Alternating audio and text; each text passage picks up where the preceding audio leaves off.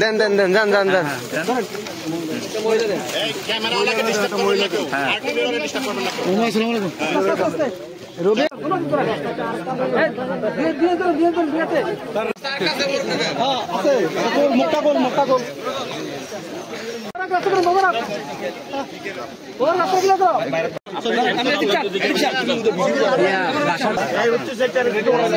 হাজার হাজার মানুষ ভাই দেখি একটু ভাই ভাই ভাইয়া ভাই একটু মুকুল ভাই ভাইয়া কথা বলেন। হ্যাঁ হ্যাঁ নেন নেন নেন নেন নেন কেউ কথা বল না।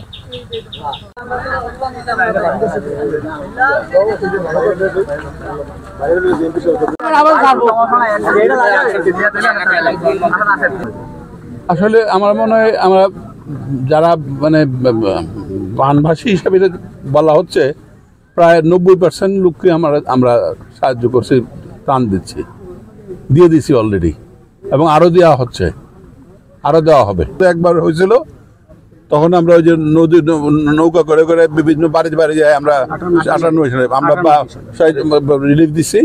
আর এইবারই প্রথম এইবার যেটা হয়েছে এটা তো মানে অকল্পনীয় ব্যাপার হয়ে গেছে আর কি। এটা আমরা চিন্তাও করি নাই যে এইভাবে একদম সমস্ত বাড়িঘর পানির নিচে ডুবে গেছে গা। রঘুরামপুর গ্রামের এমন কোনো ব্যক্তির বাড়ি নাই যাদেরকে দেওয়া হচ্ছে না, আরও দেওয়া হচ্ছে, আরও দেওয়ার ব্যবস্থা করা হচ্ছে।